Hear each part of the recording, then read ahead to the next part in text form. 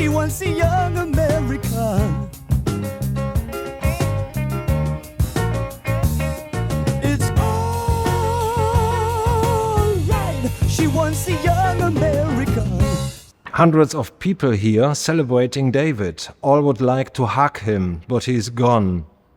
What are your thoughts watching these crazy and wonderful people here? Well, most of the people I've met today so far have been people who wanted to talk about David, about my experiences, about the photographs. So I haven't met many people in any other context here. So I haven't even seen a talk yet. And also they tell me some of their stories. So there was a man from Germany who wanted to see David live, but he was too young. So he wanted, in 1983, so he wanted the book that I brought out in 1984, the Serious Moonlight book. And his father said that he wasn't able to get hold of one. And then he surprised him with the book at Christmas. So he was really happy, but he also said he traveled the world through that book, as well as seeing David. So there are a lot of stories like that that are really, really interesting, that come from the other side. Okay. I dearly love your book, Ricochet. One morning there was a call to do the tour with him. No. I never got calls to do tours. So the Ricochet book is about the 1983 Serious Moonlight tour. That actually came about because I toured Europe with the Rolling Stones in 1982, and for 8 weeks. And that was the only tour that they did over a 14-year period, very long time. So they played 1976, 1982, 1990 in Europe. So on that tour was an accountant, the tour accountant. And he and I had so much fun, and we laughed and told jokes. He was from New York. Then that was kind of that, we became friends. Then the following year, I read in Bildband that he is putting together a David Bowie world tour. So he learned a lot from the Stones tour and thought that he would put together a tour himself with an agent. So I phoned him up, which is the only way to contact people really at that point. Said, I want to do that David Bowie tour. And he said, well, I can't just say to David, Denis wants to do a tour. David didn't know me at all. So he said, you need to give me a business plan, and I'll put that to David. So my business plan was that they paid everything, and we built up a book, and then we did a book deal during the tour, and then they could take all my costs back from the book, the advance. And that's what we did. It worked. So David loved the idea of doing a book, which meant that he gave me a lot of opportunities and a lot of access. And he knew there was a project, there was an object at the end of it. So from his point of view, that was perfect. He'd never been documented like that before.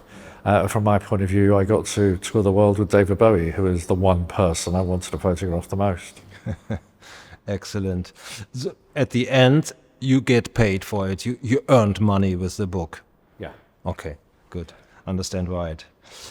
In those days, this is a camera question, you manually focused. Did you do it with prime lenses or with zoom lenses? Then, well, later on, a little later on, I only used zoom lenses so that I had more freedom, and I had to change lenses less often. So I had a wide-angle zoom, and then a mid-range zoom, and then a long-range zoom, and that's how I worked. Back then, I didn't have a huge amount of equipment.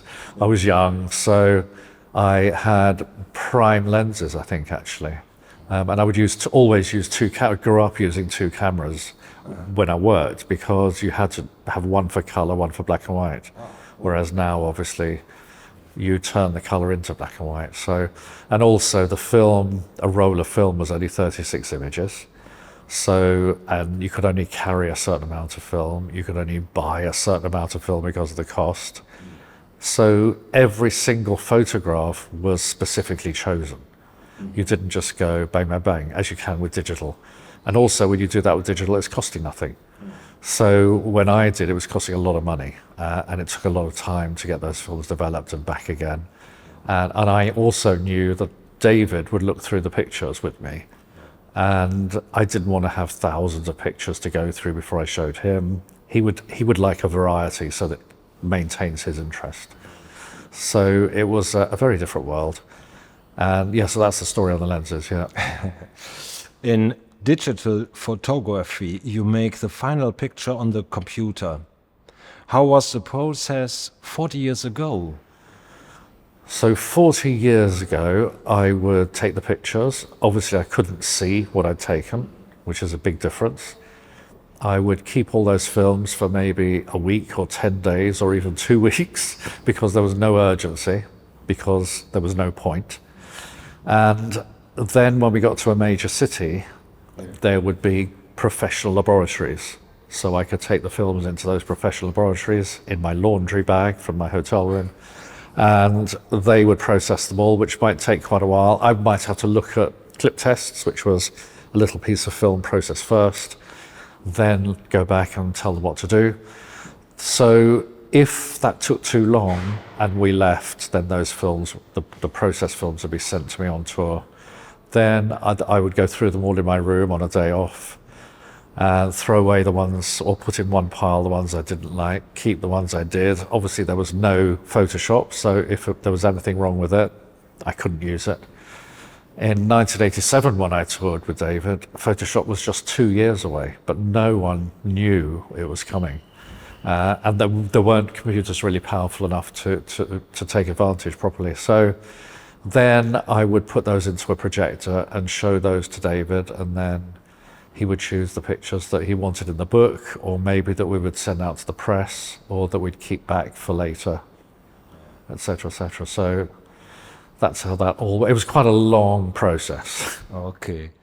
Your advice for a young photographer? Your advice? Yeah, a rock photographer or any photographer? No. Oh, any like you. photographer. Well, some people do say to me, I want to do this, how should I do it? What can I do? And I said, what I did and what I know other photographers do is go out and take pictures. Don't think I've got to do this or I have to do that. Take pictures of what you like. In my case, I did do pictures of cobwebs and flowers and my girlfriend and all those things, but I wanted to photograph rock stars, and so I was doing something I really enjoyed. I also had a target. You know, I saw David Bowie as Ziggy Stardust. I wanted to photograph him. It was an ambition. So I knew my destination. I also wanted to tour with the Rolling Stones, who were the world's biggest band. I didn't see that ever happening, but it did. And I wanted to shoot Queen. So they were bands I saw in the mid-70s. And I also wanted to do as much as I could with Paul McCartney, but that didn't work out.